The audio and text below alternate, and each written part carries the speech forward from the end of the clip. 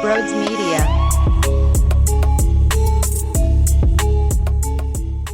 What's going on, everyone? The Sixers lose. They fall to 2-2 on the season. Before we talk about it, if you're new to the channel, join the community, smash that subscribe button, hit the thumbs up button as well. We break down Philadelphia sports, Sixers, Phillies, Flyers, Eagles, basically every single damn day. If you're looking to buy tickets to go to some of these events, it's a no-brainer to utilize the SeatGeek promo code Brodes for $20 off of your purchase. That's basically eliminating your fees right from the jump. So do that. Get yourself to a game. You're missing out on some live atmosphere. It's so much fun. With that being said, enjoy the show. What is going on, everyone? Welcome on into Sports Talk with Brodes. Here's what I'm not going to do. I'm not going to overreact to this one. I know the second quarter was bad, and I don't love hearing from Doc Rivers. We didn't have a playmaker tonight because guess what? That's not the first time you mentioned not having a playmaker. We had the same conversation at the end of that Brooklyn Nets game, and I think reality of the situation is with or without Ben Simmons, and I know that Joel Embiid is a special talent, but you lack playmakers, and that is going to be a common theme throughout the 82-game regular season. So I feel I'm already going to get bothered by that statement. I see that being a scapegoat throughout. So look, ultimately they went into New York.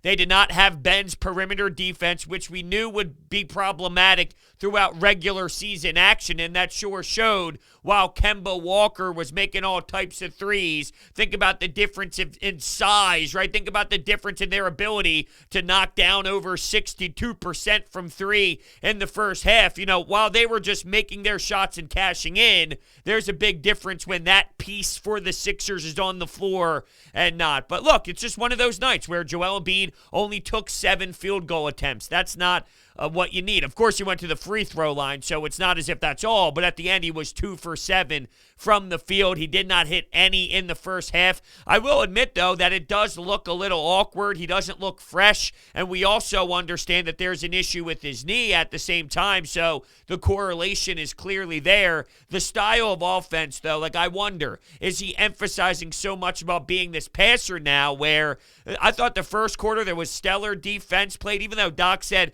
even at the first quarter mark the Knicks were pushing the pace and playing with the style to kind of put the Sixers in an uncomfortable spot. I liked the defense early on. I liked a couple of the passes that I saw from Joel Embiid early on, but then from there, you know, it just somewhat spiraled out of control, and when you allow the other team to score 39 points and they're knocking down all their shots at will, it's going to be tough for you. Now, I will give them credit because towards the end, there was a bit of a push. Unfortunately, Andre Drummond takes a stupid technical foul call, which somewhat slows down their push that they were having. Furkan Korkmaz with the behind. It was actually a Andre Drummond pass, and Furkan with the unbelievable dunk as he rises up towards the rim, throws it down behind him. Magnificent. When you dig yourself in such a big hole, though, you're somewhat going to be doomed more times than not. Here's just what I won't do. I'm seeing the reaction of Daryl Morey, you screwed us, you're awful. Doc Rivers needs to be fired. And I'm not thrilled with what I'm seeing out of Doc Rivers fully. There are question marks, just like any other coach in this damn league when you have this type of roster that has $30 million unwilling to compete for you. I'm just saying, the issue here is, sure, Doc Rivers is struggling in general, and we saw that last year as well, but he also does not have a ton of options at the same time. Shake Milton injured. Tyrese Maxey, there's a learning curve. Not that that's surprising whatsoever. I don't love, though, Tyrese Maxey hanging around in the dunker spot, and it's like, hey, what are we doing here? Why are we utilizing him in that role? So this can go right back to what we say about Jonathan Gannon each week, which is, sure, you might not have the most lethal roster in the world on the defensive side of the football, but you can do more with what you have. With Tyrese Maxey, I don't know if utilizing him and hanging around the dunker spot at times is what benefits him the most. But at the same time, he's very gun shy. He's unwilling to let it fly from three. He's not confident in his shooting ability yet. And you look through his inability to knock down a three today. He's left wide open at the top of the key. Can't make it. Could have been a big turning point. Isaiah Joe, someone we anticipated to step up and learn a little bit of this league and to adapt and make a bit of noise to create a role. quite frankly, he's been lost and he's somewhat playing himself out of a rotation spot. And that's not on Doc Rivers. That is on Maxey and Isaiah Joe, which makes a lot of sense when you are this young and when you are this raw. But that's the difference in having playmakers and having someone who can really step up. And that's why Doc Rivers says afterwards that we're not having that right now. So, other than Tobias Harris, I don't really know who I could say, okay, I can live with that. Not much out there. Seth Curry, 4 points, couldn't make a shot. Danny Green had a couple corner threes, but he also had another air ball, which, I'm hearing this take as well. Daryl Morey sucks. Why did you re-sign Danny Green? We saw this last year. Danny Green went off to a really slow start, and then eventually he became such a crucial piece to what your identity was as a basketball squad. I know at some point he is definitely going to run out of fuel, and his body will eventually continue to go down here because he's just getting older, and there's a lot of miles on the tires.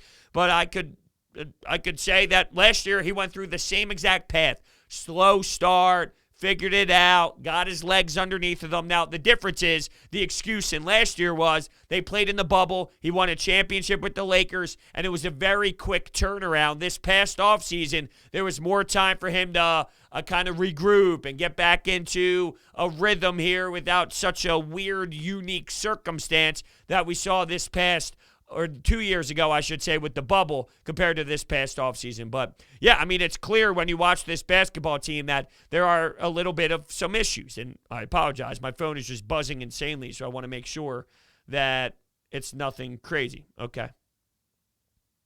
Okay, I got to do a little inside the bird stuff with Jeff Mosher, but I told him finishing up some Sixers stuff first.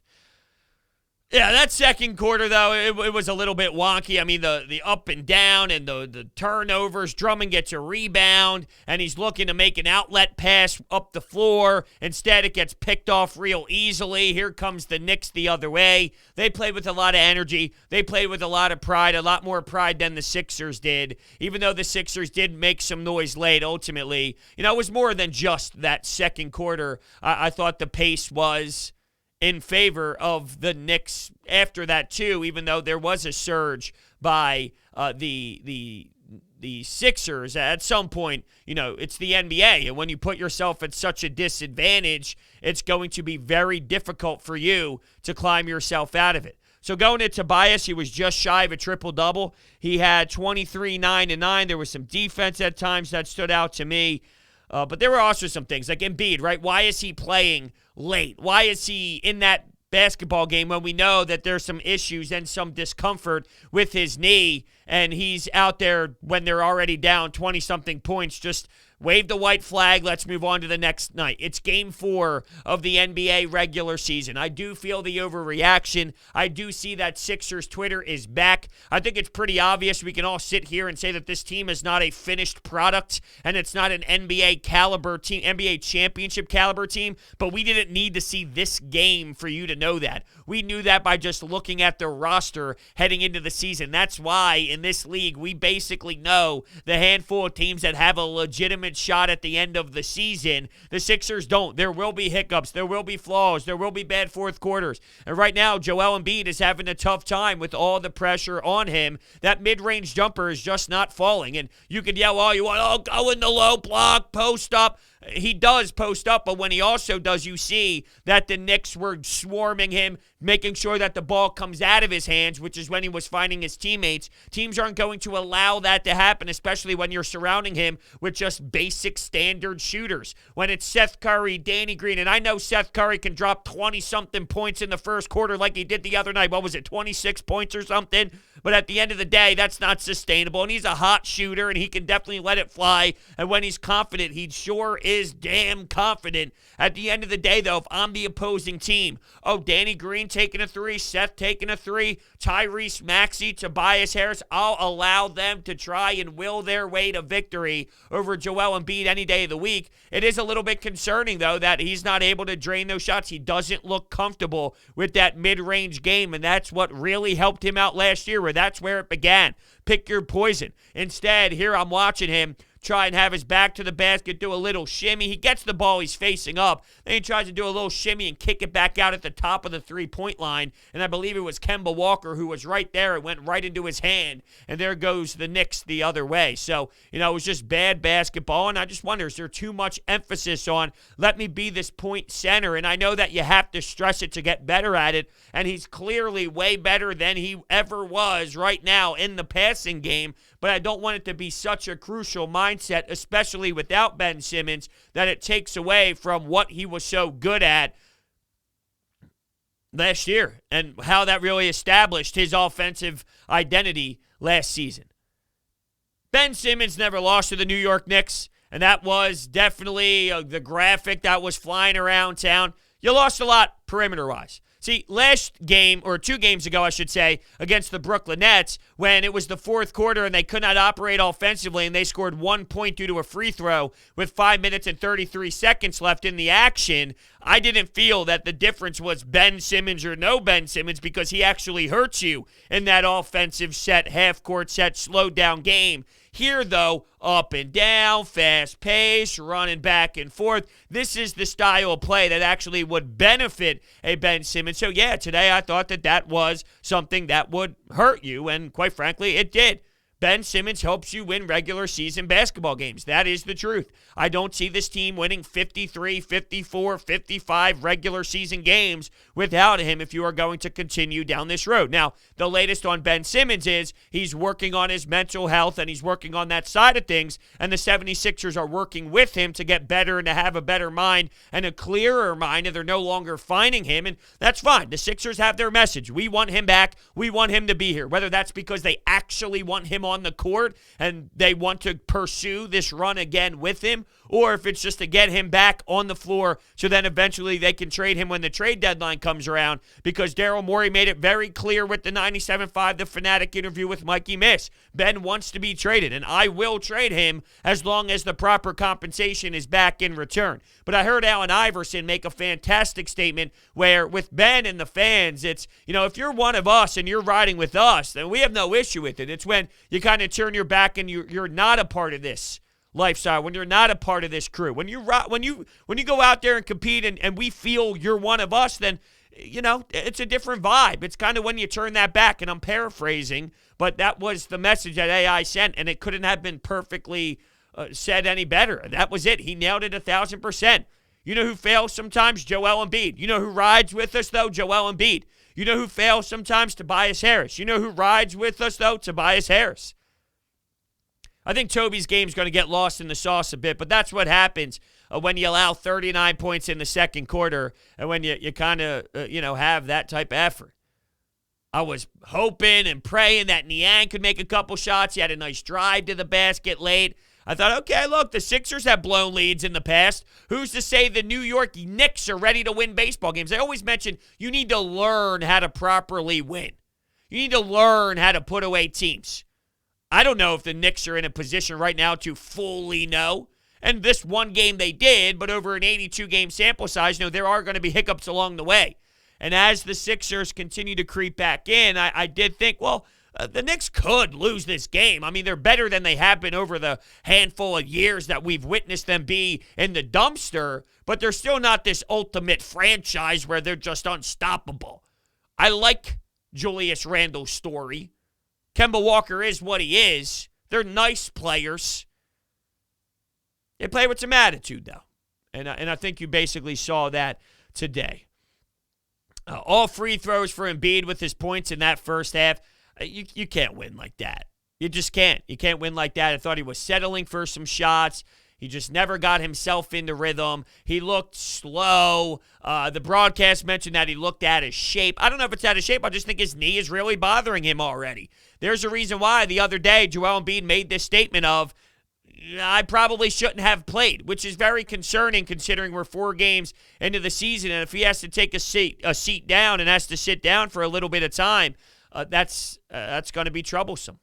And speaking of his backup, though, I will say all around, I know he had a turnover tonight and the technical that wasn't strong. And, you got to keep your head in the game. That felt very Dwight Howard-esque. And what we've been saying is, wow, this is an upgrade from Dwight Howard. At least you get away from the dumb fouls and all the stupid fouls. He had one there today. Doc Rivers was upset that it wasn't called on him. And then also to start the third quarter, here's Seth Curry with a traveling call. And that really got Doc Rivers upset. You could see his facial expression as they targeted him with the camera. Joel had a carry in there at one point earlier in the game as well. So just out of whack, out of touch. And sometimes you have those games. I'm going to chalk it up to that, and also just knowing that there is a lack of talent on this roster as well. But one of the points I wanted to get to before I touched on the Seth Curry thing was, Andre Drummond. I do believe, though, that all around his impact, you could see that he had the 1 Euro step. I'm pleasantly surprised with what he has brought to the table. I didn't have absurd expectations.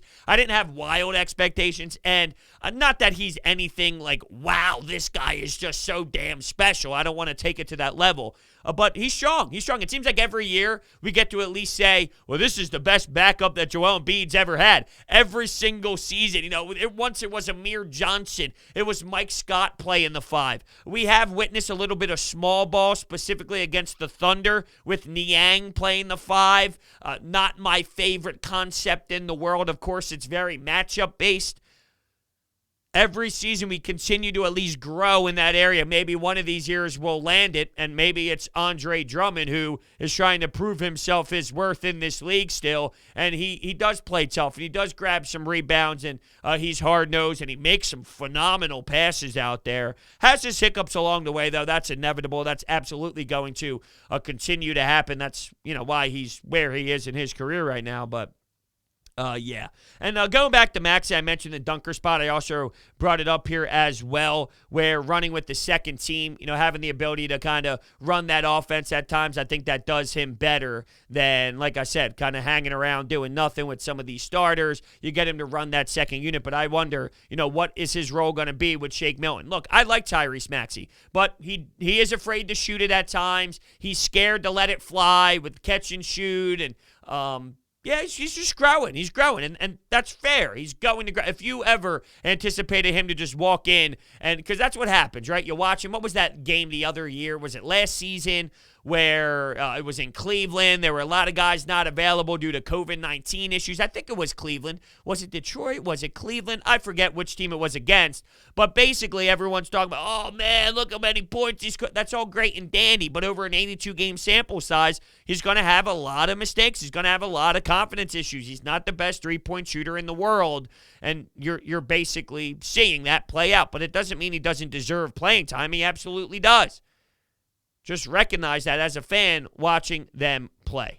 He got crossed up pretty good by Quickly, and I know that there's some fans out there speculating, did he actually trip on the pick that was set, or did he get crossed up? The more and more I watch that replay, I see his ankle somewhat buckle. I'm leaning towards that he got his ass crossed up more than it was a trip. Go back and watch it. Take away the Sixers fan in you. The more and more I watch it, I literally see, maybe I'm missing something, I don't know.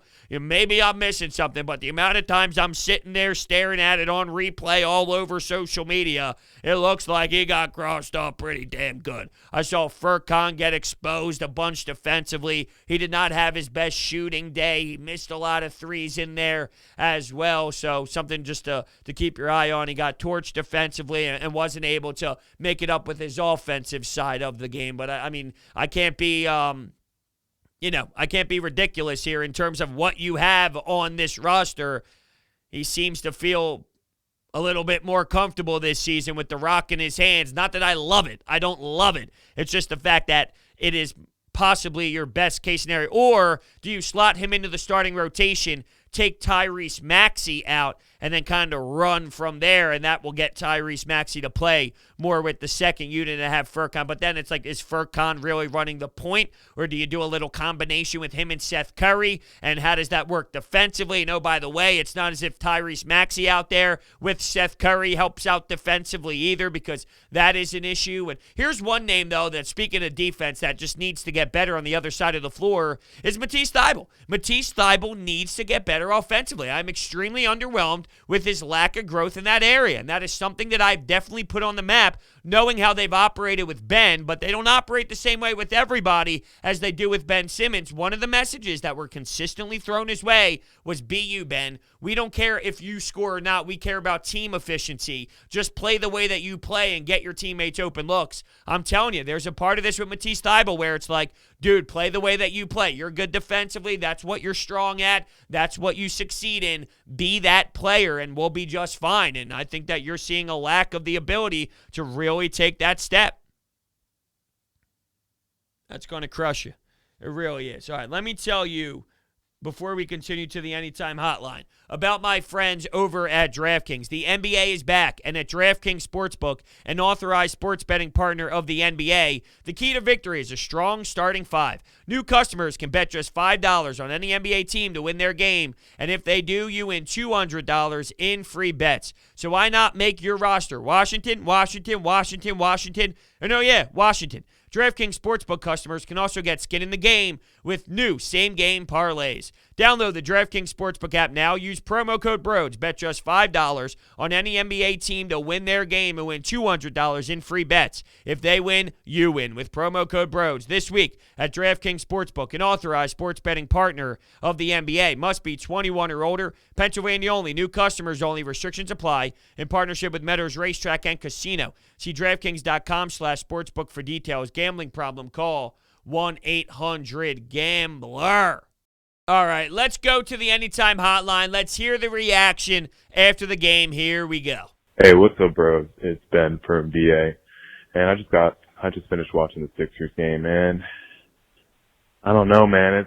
I know it's the beginning of the season, but Joel looks fatigued, man. It's frustrating. Like he looks out of shape, in my opinion. Like he's taking too many jumpers. I need him to be in the post. And like these guys aren't big centers. These guys aren't elite centers. So he should be bodying all of these guys. Rough shooting tonight. The defense wasn't horrible, but shooting was horrendous until late in the fourth. Well, see, the thing with Joel Embiid is it's a lot easier to bring the attention towards Joel when you have the current roster out there. As much as we'll rip apart Ben Simmons and we'll annihilate Ben Simmons as much as we have because it's very warranted, there's a difference out there when Ben Simmons is on the floor and when Joel Embiid is on the floor and they're both out there together. You know, Ben does have the ability to attack. And I'm talking obviously before the insane meltdown in the playoffs. Prior to that, when they were winning 50-plus regular season games, he is somebody that you need to look out for as well. Who is that right now? It's a lot more difficult. I don't know if he looks out of shape. First off, it takes a little bit of time to get readjusted to the NBA speed. I don't think he looks out of shape. It just more looks like he's trying to do a lot. He's trying to carry the load. He's trying to be the guy to really take this team to the next step, and that is extremely difficult when you have the other guys out there and you just put a lot of stress on yourself. Also, knowing that the knee is banged up and he's game time decision every single time right now. I think it's just a lot of different variables all adding up into one, more so than it is he's just full out not in shape. I really find it hard to believe that after the MVP caliber season that Joel Embiid had, and after the way that everything has transpired this offseason, the way that Joel Embiid is wired, he just lackadaisically went through this offseason and didn't properly put himself in the best shape possible with his endurance, right? I mean, think about the way that he loves this game, the way he has consistently taken strides to become a better version of himself. It's hard. He set the bar very high, and I think he's starting to realize once you do that, it's hard to live up to that consistently, and it's very difficult, but he's going to have to adjust and adapt and find ways to get back to that level because we're going to need him to do that, but it's hard for someone to just consistently be that year in and year out. That's why we look at the greats the way that we do, and I'm not saying he can't, but I think right now as a player, he's learning, okay, I now have to readjust and relearn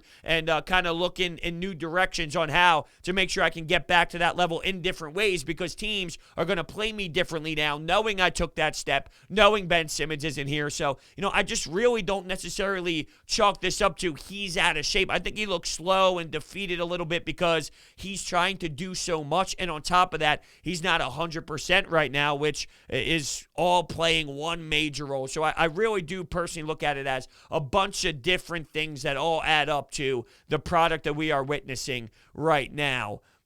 You're 2-2 at the beginning of this season. It's an 82-game season. It's an 82-game journey. They might not be the best team in the world, but I also don't want to see the overreaction of Daryl Morey's the worst president of basketball operations ever, as if there's 9 million other options out there that are just way more magnificent than he is. He's at the top for a reason. He's highly regarded for a reason. There's a reason why the Sixers said, oh, we're going to get this individual. Let him do his work. Like, oh, I can't believe there's no... Relax.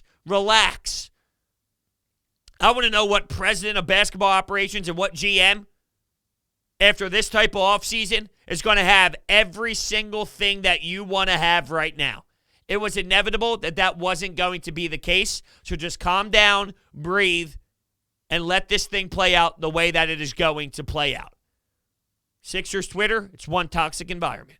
As much as I hate it, I know exactly what the conversation is going to be from Ben Stan/Sixers haters after this game. Oh, well, the Sixers won 15 games in a row against the Knicks, and Ben Simmons has never lost to the Knicks. Look at the Sixers now. They're nothing without Ben. They can't defend. They create their own shot without Ben's passing. And it's a shame, but that's going to be the main talking point throughout the entire, after this game. And Sixers, you know what, they've clearly shown that they want to engage in this conversation and in Daryl Morey's case, he might want to engage in this conversation for 4 years. So we've kind of walked into this, and it's not going to go away anytime soon. Well, with the whole create their own shot thing, with or without Ben, they still do not have players that can consistently create their own shot, which is the most important piece to an NBA caliber team, like a legitimate squad, is having someone. So with or without Ben Simmons in the most crucial parts of basketball games, you need someone who has the ability to break someone down off the dribble with a mismatch one-on-one, create separation, and knock down a jumper, whether it's from behind the arc or if it's a mid-range game, or their ability to shoot is such a threat that the lane opens up because the defender has to be on the offensive player so much because, hey, I got to respect their shot. And then, bang, you drive the rim, you drive their lane, you get to the rim, maybe a help defender slides over, you dunk it off to somebody else, whether it's Joel Embiid or whatever the case may be. Maybe someone opens up on the far side in the three-point corner, bang, Danny Green. So... that's a major problem here, but you're right. I did see a lot of the Ben Simmons supporters say, I saw that all over Twitter as if, this one game defines everything. Through an 82-game season, what I would like everybody to do who does overreact is go to the Milwaukee Bucks regular season last year and walk through their schedule and let me know if they've ever had a stinker, right? And I'm not actually going to go through it all right now, but if we go to, let's type in NBA standings 2020. So the Milwaukee Bucks, they went 56-17 last year. They had 17 losses. Oh, I'm sorry, that was 19-20. I was going to say I don't remember them having that much wins because I knew they took a step back in the regular season win department. That was 19-20. Last year they were 46-26. They lost 26 regular season games, and I bet your ass some of those might have been a bad one. Okay? As I'm scrolling through here, this is all this season. Man, I'm a mess right now. But my point is, you have stinkers, you have tough ones. I basically was going to tweet this out throughout that second quarter. You chalk this up to one of those nights. One of those nights where the shots don't fall, where your team looks a mess, where you turn the ball over, you can't get on the same page, it's a little bit wonky, it's difficult to settle things down, your number one player is just not making his shots, he can't do anything but get to the free throw line. From there, that's the only way he's truly scoring. The other team's knocking the lights out with shot after shot after shot being made. They could not cool down. In that second quarter, 39 points. Your defense was a little bit tragic there as well. You just chalk it up to one of those games. It happens all the time throughout 82 games. The 76ers, as great as they were to win the Eastern Conference last year, they lost 23 times. The Brooklyn Nets lost 24 times. As I mentioned, the 26 losses for the Milwaukee Bucks. The Phoenix Suns lost 21 times. The Nuggets, 25. The Clippers, 25. You lose regular season games. Just to be clear, we know this team has flaws. So I'm talking about teams that got to the NBA Finals still losing 20-something plus. Think about a team that has their own issues, that are not perfect brands of basketball, because guess what? That's the 76ers. My point is, it's going to be even more than that. That's just something you cannot hide from. What's next? So, bro, the Sixers lose by 13 to the Knicks at Madison Square Garden. It was a tough night overall. I felt like the Knicks were making pretty much like at least 50% of the three-point shots. I mean, they're a pretty good three-point shooting team in the first place. Embiid had a tough night. He only had 2 field goals.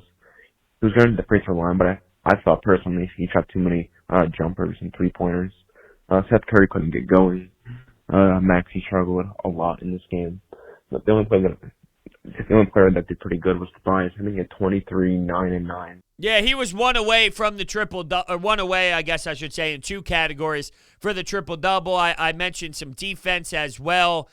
Tobias is kind of what he is at this point, right? I mean, you kind of know what you're going to get from him. You know what he solidifies. He's a guy that you can't rely on insanely, but he does have some nice moments. He doesn't do it consistently enough. He's not going to always be able to be Mr. Reliable. Let me put the team on my back. But if need be, at times he has done it. He did it last year a decent amount of times, but then came up small in some crucial moments with the postseason play and missed some bunnies as well. So, he's a player that can help you win some of these regular season games, and you just hope at some point that translates to playoff action. So, I like Tobias Harris here. I don't like him as the role that he's in, but that's somewhat by default right now based off of your circumstances, and you just have to watch this team grow night in and night out. It's weird because with Joel, it gives you an opportunity to at least put yourself in a conversation of, if you surround him properly, you're in let's go win a championship mode, but that's not the case right now. And with that not being the case right now, you have young players like Tyrese Maxey that you're really looking forward to growing and blossoming into an NBA player as his own identity. So it just puts you in this weird spot as a whole, and I don't know truly where to be emotionally and mentally while watching this team, because it is a lot of weird vibes happening as we witness this for sure. So with that being said, it is what it is. I'm not going to overreact too much on this. We'll see how they bounce back. What is their next game? Their next game is Saturday against the No. It is Thursday at home against the Detroit Pistons. Then they play Saturday at home against the Atlanta Hawks for a little bit of a revenge. So we'll see how they come back out, and we'll see if there's any more updates on Ben Simmons from this point moving forward. Yeah, just a weird spot for this team. It is. With that being said, the Anytime Hotline this episode is brought to you by BetQL. Do you want to get an advantage over your sportsbook? You need to download BetQL, the only app you'll need to make smart bets. Their best bet computer model scans over 350,000 unique bets per year. Their model covers everything: spreads, over-unders, and player prop bets. There's sharp data so you can see who the professionals are backing, line movements so you can jump on betting opportunities in real time. Head to the App Store or Google Play Store right now to download BetQL. Enter the discount code Brodes at payment checkout for 25% off any of their subscription offerings. You can find this information down below in the description, along with Orbit Energy and Power, solar energy industry with over 20 years of experience. They are home to your solar experts in residential and commercial projects. At Orbit, they're dedicated to making sure your project is completed easily and properly by using high-quality materials and trained professionals to get the job done right. They also provide water purification systems, backup energy services, battery storage, and more, so check out their information down below. Thank you all so much for listening, and I will see you next time.